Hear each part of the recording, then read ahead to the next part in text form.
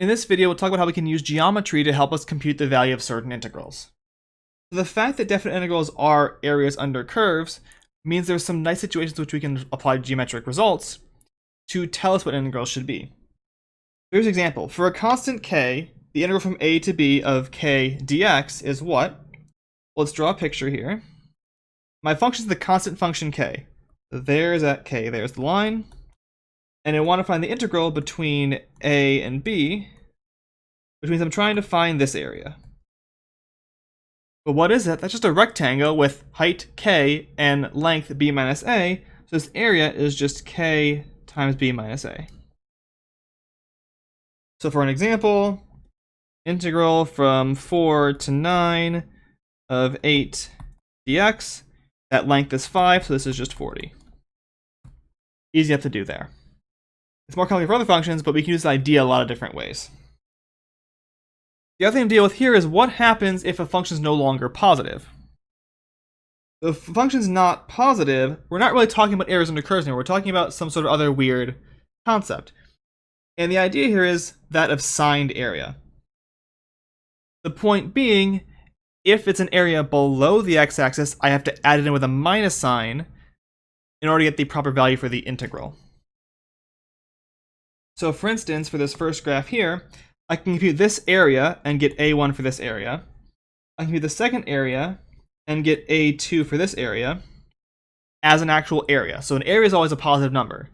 But if I wanted to find the integral of this function from a to b, I would get this as a1, the positive area on the left, and then minus a2, the negative area on the right. Because the area is below the x-axis, it comes in with a minus sign when I'm finding an actual integral. You can also see that more explicitly with a function like this, where you take an absolute value involved.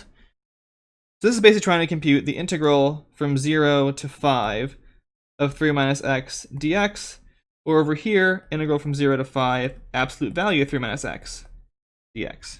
The absolute value one, the function is always positive, so I just have two areas I can play with, find their areas of triangles, and be done. For the first one on the left, though, I have this part over here that's below the x-axis. So when I factor that in, it has to come with a minus sign.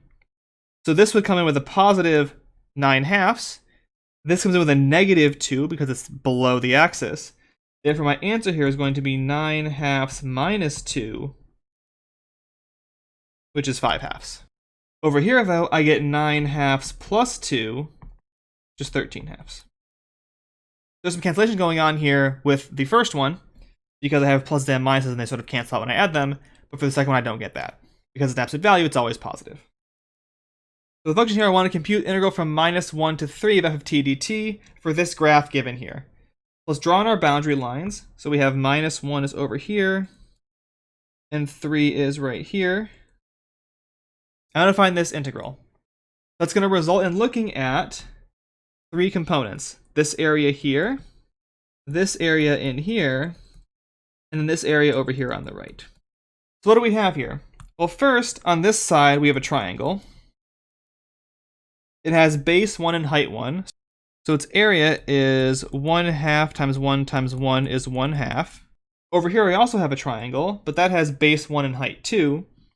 So its area is 1/2 times 1 times 2, which is 1. What about that middle part? This middle part is a semicircle of radius 1.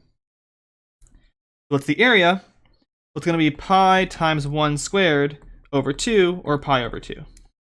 So what is the actual integral here?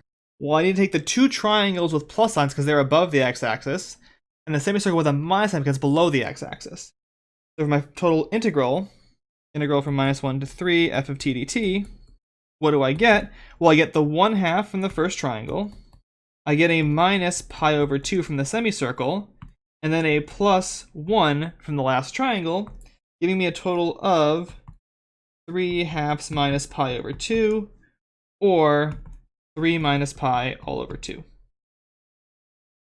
that's the definite integral there for this particular function, and that's how you can use geometric identities and geometric properties to find definite integrals in very specific circumstances.